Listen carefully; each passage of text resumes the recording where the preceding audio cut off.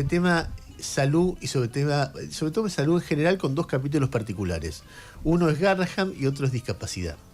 Me parece que refleja mucho sobre cómo se piensa un país, refleja mucho sobre las cualidades intelectuales y morales de las personas que nos están gobernando, las cualidades humanas de esas personas, etcétera, etcétera, etcétera. A mí, por momentos, me impresiona la vergüenza que dan, porque realmente hay un momento que vos los mirás y decís, qué vergüenza, Dios mío, esta gente, no puede ser que hagan estas cosas que ninguna persona, ya no te digo buena, normal haría.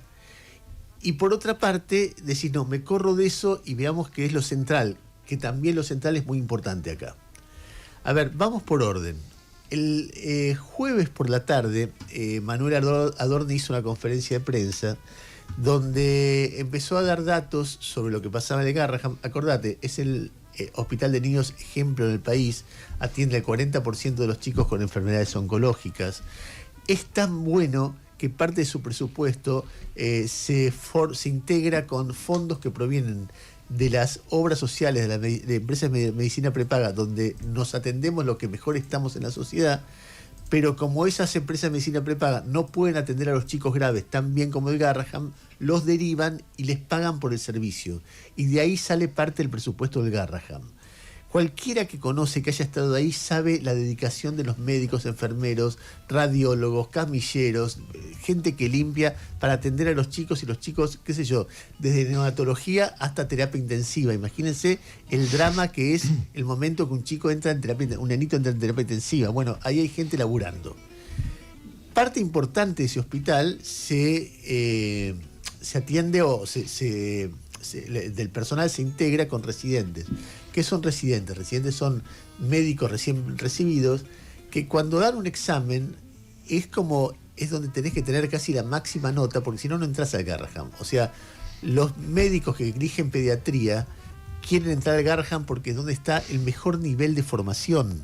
Y la mayoría se queda o se quedaba hasta que llegó Milei en el Garrahan, porque es un lugar de pertenencia donde vos sentís que te formás y además que das algo para que la gente, para que los chicos se curen. Los acompañás, los curás, es decir, pocas actividades más nobles. Vos comparás a cualquiera que está en el Garrahan con cualquiera que está en el gobierno, es decir, vos comparás Milei con el ingresante más reciente al equipo de residentes del Garrahan, o conmigo, es decir, o con cualquiera, qué sé yo, y la utilidad, a Luis Caputo, con cualquiera de ellos, la utilidad de uno y de otro es enormemente inversa. Es mucho más importante un médico que ingresa para salvar vidas de niños que un ministro de Economía que está haciendo lo que puede, qué sé yo. Multimillonario, por otra parte, que estudió para hacer plata con plata, porque eso es lo que hizo toda su vida. Entonces vos ves, o un superempresario como Mario Lugones, el ministro de Salud, que es el que trata de comunicar cosas que son incomunicables. Bueno, en ese contexto, estas personas que trabajan de esto que estoy contando están ganando 780.000 pesos en la mano, 780.000 pesos en la mano, en un contexto de mucha depresión interna porque los mejores médicos se empiezan a ir, y además de eso, hace un año que no les aumentan. En ese contexto empieza un conflicto gremial. Es obvio que tienen razón. Es decir, da vergüenza tener que explicar que tienen razón. El conflicto gremial empieza a crecer y empieza a crecer porque contra todas las cosas que empieza a haber, operaciones en las redes y todas las miserias a las que apelan siempre, empiezan a aparecer los testimonios de los médicos. De cómo trabajan, aparece la mujer de terapia intensiva que se quiebra, aparece el chico que está trabajando como residente en neonatología, el lugar donde, para decirlo poéticamente, donde ayudan a los chicos a terminar de nacer, porque de repente nacen prematuros o nacen con una enfermedad, y vos ves bebitos en incubadoras, etcétera, y empiezan a aparecer testimonios y testimonios y testimonios que ponen al gobierno contra la pared, y además las marchas y además la conferencia de prensa que no terminaron. En ese contexto, decía, aparece Adorni y miente. ¿Qué significa que miente? Que da datos falsos. Que dice que hay una burocracia llena de ñoquis, que hay 2/3 de gente que no se dedica a la salud y 1/3 de médicos. Mentira es que no acompaña de ninguna documentación, porque si vos decís, bueno, estos son los... te dan un papel que dice, estos son los empleados, no sé, 900 o 9000 empleados del Garrahan. Y de esto trabajan, fíjate cómo está, no es necesario ni siquiera tener los datos, los nombres y apellidos, simplemente poner los nombres y vas viendo. Pero resulta que el gobierno no ofrece ninguna documentación. Desde el lado de los trabajadores dicen, es mentira, no es que hay 2/3 de gente que no labura en la salud, sino 1/3. A ver, el sistema de compras del Garrahan está hecho por gente que no labura directamente con temas sanitarios, pero si no tenés compras en el Garrahan, no tenés insumos para atender. El sistema de recepción, el sistema de pago de sueldos, hay un montón en cualquier hospital hay un aparato administrativo. No es que todo administrativo es un ñoqui. En todo caso tenés que demostrarlo. Bueno, resulta que los trabajadores dicen, no, es al revés, es exactamente al revés. Hay 2/3 de gente que labura en el área de la salud, se incluye ahí personal de limpieza, porque si está sucio, un enfermo se enferma más. O sea, es tan elemental eso, pero ellos dijeron, estos médicos, 2/3 son burócratas. Y no solamente los trabajadores desmintieron con datos concretos lo que ellos decían, sino que sale inmediatamente un informe de chequeado que suele ser muy moderado y muy equilibrado. Es decir, cuando ellos ponen algo podrá ser discutible o no, pero en general hay un intento muy fuerte de que sea cierto lo que ponen. Ponen la peor calificación o declaración, falso directamente. Y da un detalle mucho más sofisticado y preciso de los datos que muestra que el gobierno tiró fruta, o sea que mintió en un conflicto que afecta a la salud de los niños. No solamente desfinanció el hospital, sino que cuando empieza el conflicto, miente descaradamente. O sea, la vergüenza que te da eso. Ya vamos a la cuestión de fondo. La vergüenza, ¿cómo mentiste, Adorni, sobre eso? ¿Cómo mentiste? ¿Cómo se te ocurre mentir? Si vos estás en un conflicto donde se juega la salud de chicos. Yo tengo una teoría sobre eso, hay una convicción muy fuerte de esta gente de que el Garrahan no debe existir. Yo estoy convencido de eso, porque además Milei lo dijo 1000 veces, él no cree en el sistema de salud pública. De repente retrocede por cuestiones políticas, de repente vuelve a avanzar, y va a volver a avanzar, y después de repente lo hace silenciosamente, ¿sabés qué? Pisémosle los sueldos, mientras no reaccionen se van a ir todos, y el Garrahan va a llegar un momento que no sirve para nada. Eso es lo que hay de fondo. Cuando estalla el conflicto, queda expuesto eso y trata de decir otra cosa. Milei habla del tema finalmente el día viernes y Milei dice, es el audio número 11, Milei dice esto sobre el asunto. Escucha. La situación la han politizado. ¿Estamos de acuerdo que es una situación delicada? Sí, muy delicada. Bien, ok.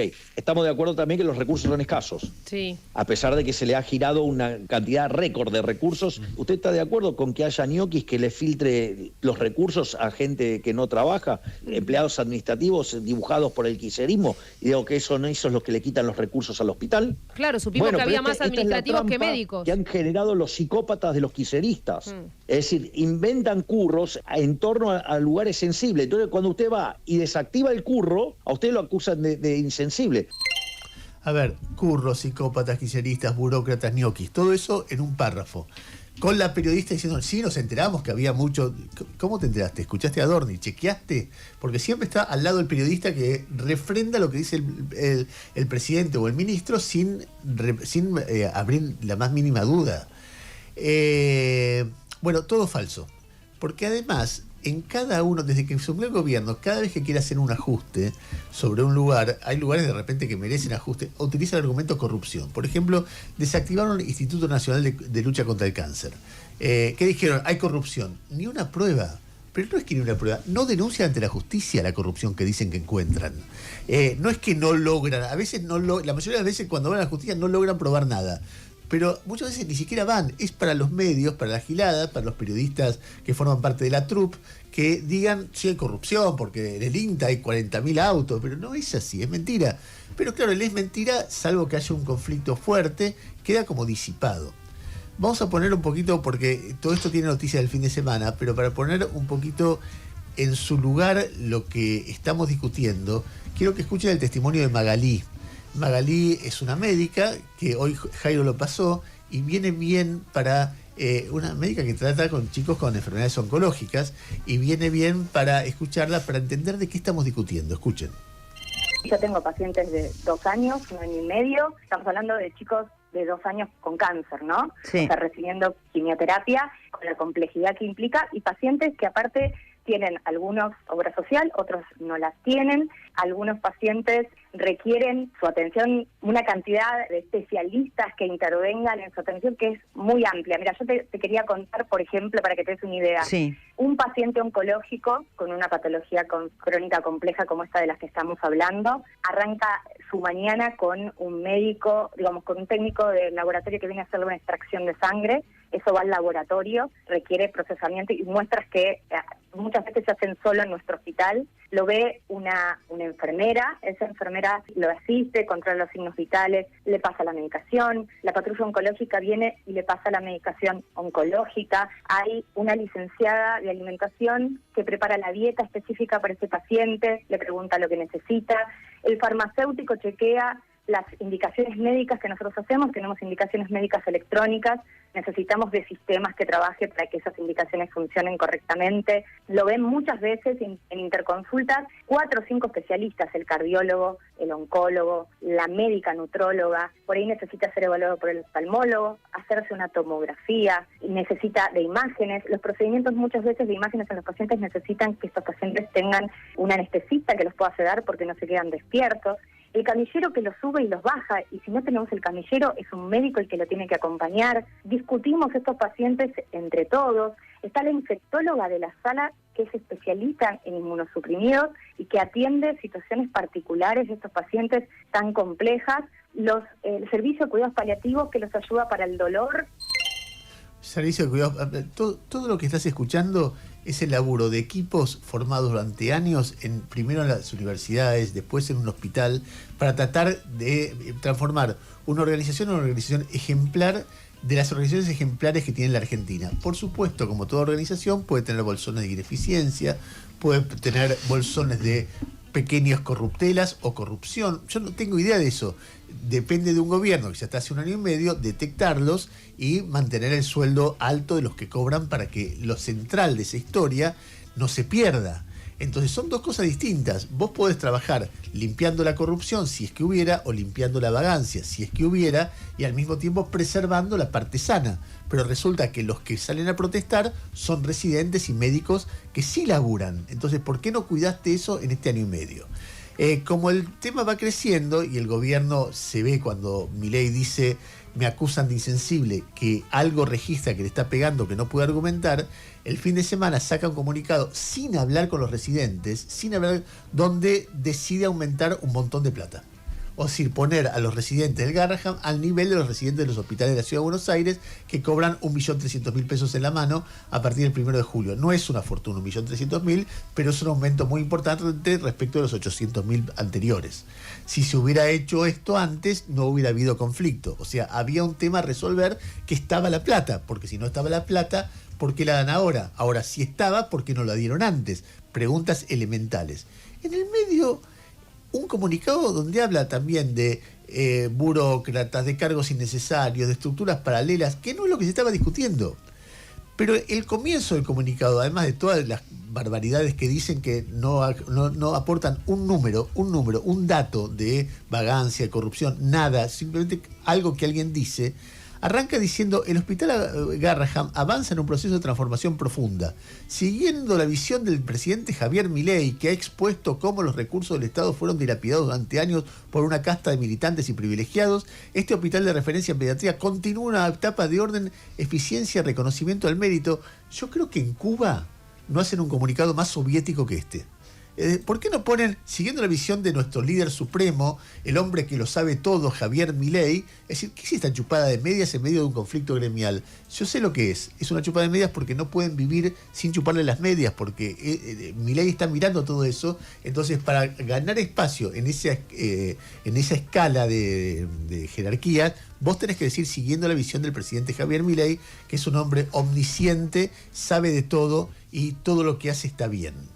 Bueno, todo esto lo que refleja, yo creo realmente profundamente en algo que Milei ha dicho muchas veces. Él es el topo que viene a destruir el Estado de adentro. Acá no estamos discutiendo un ajuste. Un ajuste es algo totalmente entendible en ciertas circunstancias en un país. Acá no estamos discutiendo la forma de ordenar las cuentas fiscales. en tema en el cual yo creo realmente, después todas las experiencias argentinas, hay que ser un necio para no pensar que las cuentas fiscales tienen que estar ordenadas. Esto es otra cosa, esto es un proyecto de destrucción en el cual Milei cree profundamente, y mucha gente en la sociedad lo ha votado. Mucha gente no quiere que el Estado exista, ni siquiera para atender a los chicos con cáncer. Hay en la historia de la humanidad muchos ejemplos de líderes de sociedades que creen que las sociedades son sociedades para eficientes, no para ineficientes. Y si hay un chico enfermo, es un elemento ineficiente. Trae costos, trae, energía que se deriva a algo que no es muy útil. Con lo cual hay que dejarlo que sea lo que sea. ¿Por qué vas a gastar guita y energía en una cosa así? En el fondo de la cuestión está esa filosofía. Una sociedad de fuertes y de eficientes donde no hay lugar para débiles. Ahora, entonces mienten, hacen papelones, tratan de justificar lo injustificable, tiran datos falsos, etcétera, para mostrar que no es en realidad lo que quieran. Pero cuando vos los escuchás, sobre todo cuando escuchás a Milei, ves una convicción muy fuerte ahí. Internamente, Milei debe decir, como lo dijo públicamente, yo no creo en la salud pública. En campaña propuso un sistema de vouchers en lugar de la educación, de la salud pública. Bueno, eso es lo que hay de fondo. Como contrapartida, escuchen esto porque es muy interesante. Hay una líder de un país muy importante de América Latina, que es la presidenta de México, Claudia Sheinbaum. Justo esta semana explicó cuál es la política del Estado mexicano desde que ganó López Obrador, o sea, desde hace unos 7 años, 8 años, supongo, 6 años. 6 años más lo que tiene ella ahora, respecto a los médicos. ¿Cuántos médicos generaba en la época previa México y cuántos médicos genera ahora? ¿Cuántos residentes generaba y cuántos residentes genera ahora? ¿Qué es mejor, un país con muchos médicos o con pocos médicos? Imagino que la mayoría de los que están escuchando dice con muchos médicos. Con médicos que ganan bien o con médicos que ganan mal, que ganan bien, que están formados o que no están formados, que están formados. Supongo que coincidimos con eso. Bueno, no todos coincidimos con eso. Cuando vos desfinanciás y no pensás, tenemos un problema, los médicos ganan mal hace rato, no es con Milei. Los médicos ganan mal, la estructura de obras sociales los explota para hacer un negocio financiero, el Estado les paga cada vez menos. Bueno, eso es un desincentivo a estudiar medicina, que es una carrera muy esforzada. Entonces, ¿qué es lo que están pensando? Nada, bajarles el sueldo. Y bajarles el sueldo y ajustarlo, y si protestan, putearlos y decirles que son kirchneristas. ¿Esa es la política de salud de la Argentina? Y entonces los enfermos, ¿qué van a hacer? Porque en algún momento te toca ser enfermo. Ayer en el final de la nota de Alejandro Borges decía, no sean boludos, todos terminamos en una cama, escuchando el pitidito que ese que sube, que tarde o temprano te viene, te llega. ¿Y va a haber un médico o no va a haber un médico? Entonces, ¿cuál es la política de Claudia Sheinbaum en México y de López Obrador respecto de la formación de médicos? Escuchá. Fíjense la desgracia del neoliberalismo. Durante años dejaron de formarse médicos especialistas en México por una decisión gubernamental. En esta absurda idea de que si cierras el ingreso, entonces vas a tener estudiantes de excelencia. Y la segunda, pues que no daban dinero para becas. Entonces, en el 2011 solamente ingresaban 6,000 personas a la residencia en todo el país. Hoy se están formando 18,799. ¿Qué cambió? Pues sencillamente un reconocimiento de que el país requiere médicos especialistas y que tienen que formarse en las instituciones públicas. Entonces, en lo que tú formas a tus especialistas, a otras nacionalidades que quieran venir, residentes, especialistas, a nuestro país se les abre la puerta, entre ellos los médicos cubanos. Y mientras tanto que estamos haciendo lo que debíamos de haber hecho siempre y nunca deberíamos de haberlo cerrado, que es formar médicos especialistas en México. Entonces, a diferencia de los 6,000, hoy se están formando 3 veces más, poco más de 3 veces más. Entonces, ¿qué es lo que estamos dejando a futuro? Médicos especialistas para el país. Bueno, una cosa muy elemental.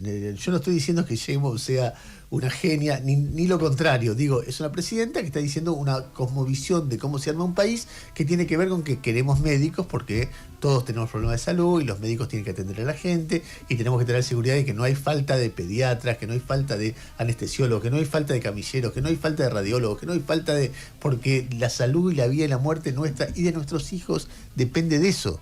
Ahora, ¿qué es lo que mira el gobierno? Son ñoquis, burócratas, kirchneristas, eso es lo que dicen. Vamos al segundo tema, que es discapacidad, porque son dos temas que son muy relevantes para mostrar eso, cómo son y qué es lo que piensan. Hace rato, el que más ha trabajado este tema entre nosotros es Jairo. Digo Jairo, me aparece River y ya tengo ganas de hacerle una gastada, pero lo voy a reprimir. Ha descrito hace bastante tiempo los reclamos de las familias con discapacidad. Ese reclamo ha crecido porque el gobierno, otra vez con el argumento de la corrupción, barre con todo.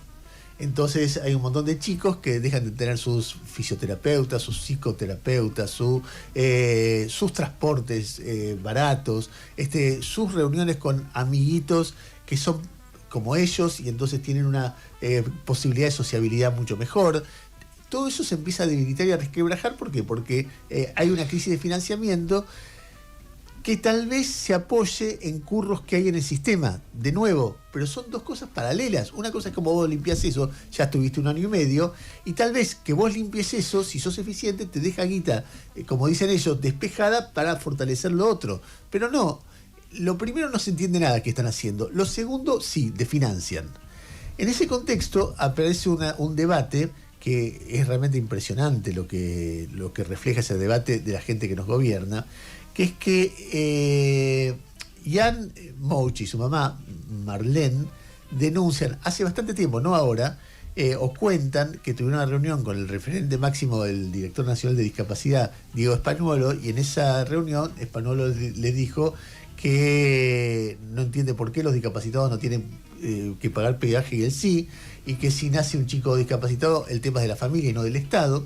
Bueno, pasa el tiempo, aparece el conflicto la semana pasada, se viraliza algo que habían dicho antes y Spanuolo deja pasar varios días hasta que finalmente responde y desmiente lo que dijo la mamá y el nene. Escuchá a Spanuolo. ¿Vos dijiste esto, Diego?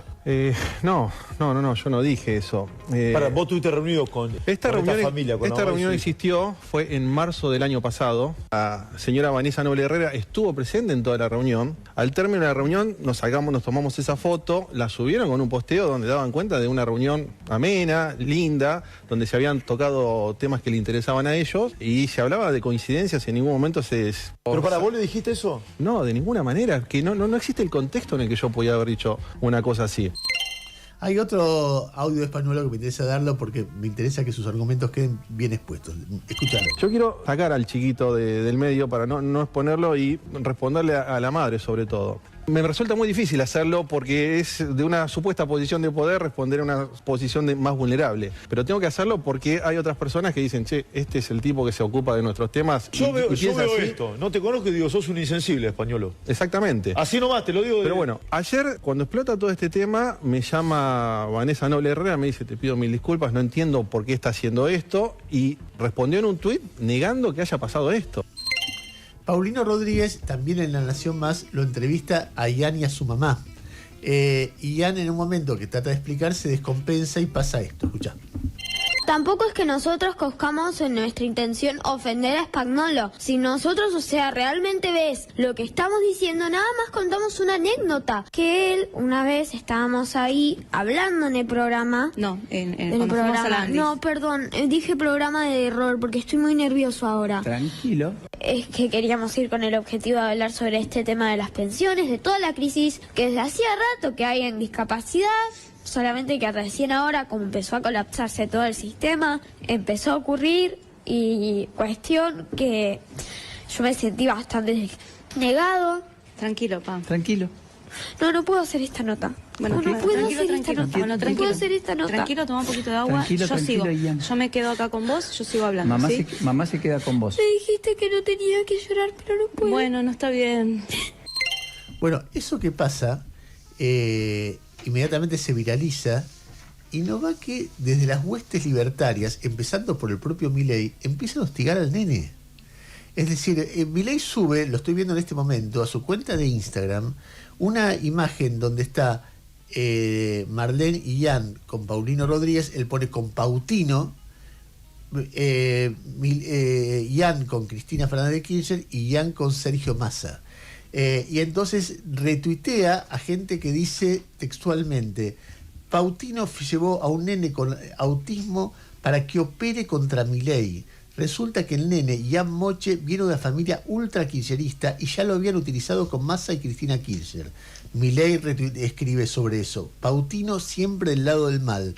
no falla nunca al momento de operar en contra del gobierno, siempre del lado de los cucas, no falla. Lilia Lemoine escribe: ¿cómo vas a llevar a tu hijo así a un medio para hacerlo llorar? La Nación Más no suele llevar niños para situaciones tan tensas, pero llevan a un chico con autismo que sabés que es más sensible y encima le decís que vos quedate callado que yo hablo por vos.